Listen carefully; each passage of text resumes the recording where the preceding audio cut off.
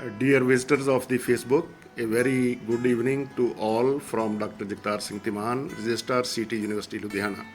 At the outset, I thank all the participants of the e-group discussion on mass exodus of workers and their miseries, organized by the literary organization Kavita Katha Karwa. It is a fourth successful online event organized by Kavita Katha Karwa in a series. For this, I congratulate and compliment Professor Jaspreet Kaur Falak and her entire team for this innovative effort. Today's topic is the most alarming and concerning the immediate future of the country. The future is adversely affected as the makers of the present are disappointedly moving away. The exodus of the hurt, disheartened, and run-down groups of migratory labor undergoing hordes of hardships, troubles, and atrocities to their far-off native places is indeed remindful of India's partition of 1947 and before that the Great Bengal Famine of 1943. The plight of India's helpless migrant laborers came into sharp focus when 16 were crushed by the speeding goods train near Aurangabad in Maharashtra state around 5 a.m. on May 8. These people had walked more than 200 kilometers after losing their jobs because of the lockdown, broken in mind and body. They were fast asleep out of the exhaustion on the railway track after assuming no trains were running due to the lockdown. Later, 24 migrant workers were killed in Uttar Pradesh when the trucks carrying them collided. These are many articles, poems, cartoons, and stars in air in the social media. I notice the sketches of a bleeding, barefooted lady carrying heavy loads on head, one child on the back, and one newly born child in her lap with umbilical cord still uncut, treading on the road towards her far-off native place. Sad and pathetic it is. I recite my English version of the poem written by my friend Punjabi poet Gurbhajan Gill. Let us leave, O my mind, let us leave. This is not our place now, O my mind. Let us carry loads of all our aspirations. We have long way to go and find. Gather all dreams and pick up whatever comes to your mind. With bare, blistered feet, blood-stained roads, we are now defined. Let us leave, O my mind, let us leave. There are many other poets who have focused on such a pathetic situation.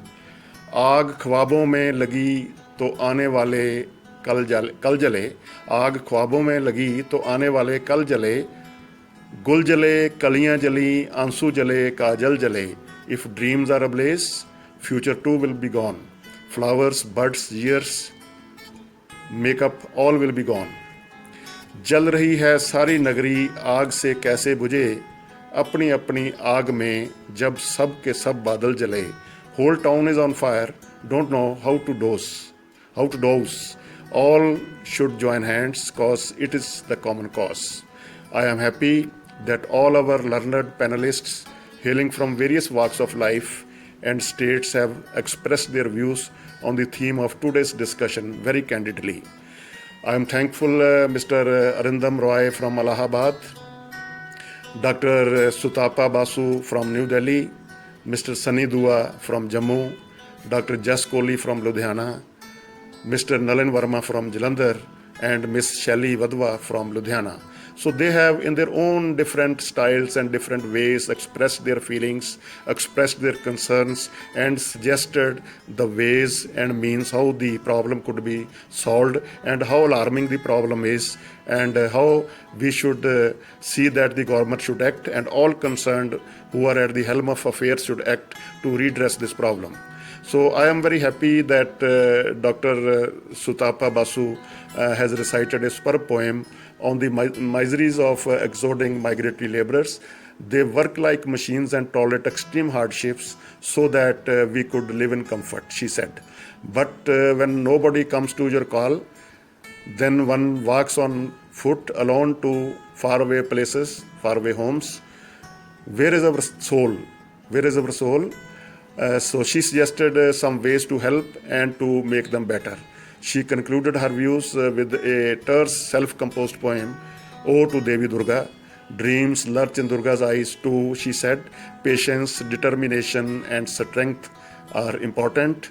Learn, earn, and stand on one's own feet are vital for the empowerment of women, particularly to face the world. So every panelist in her or his own ways try to make the feelings, make the concerns relevant before us.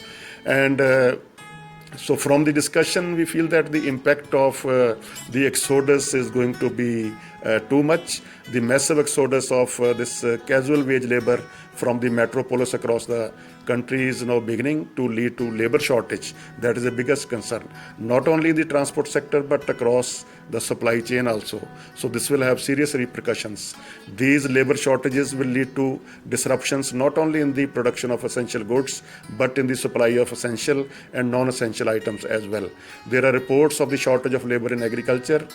So in Punjab and Haryana, where it is the time to sow paddy crop, farmers are struggling to find labor during the lockdown. Additionally, factories across the country draw on migrant labor from Uttar Pradesh, Bihar, and other eastern states. For them, getting the workforce back to restart production might be difficult. Migrant laborers, migrant workers walking away hundreds of kilometers to their villages has become a common story in the media today. But in all these harrowing stories, one forgets to ask the pertinent question: why did these people become migrant laborers? Why can't their exodus be stopped? Or what stops the government to providing them the safe passage? So these are many issues that need to be discussed, and I am very thankful that all our panelists have given their thought-provoking ideas, thought-provoking expressions, and I am sure today's discussion has made out some tangible observations and the suggestions. I will suggest the organizers of today's event to pass on these recommendations to those who are at the helm of affairs, so that we could do something for these people. I, on behalf of the Kavita Katha Karwa, express my gratitude and thanks to our panelists for sending their video recordings in a short time and a short notice. Thanks are also due to Professor Jaspreet Kaur Falak for her endeavors to connect us all for online discussion on a very contemporary and alarming subject. I only say that please stay safe and stay protected. Thank you very much.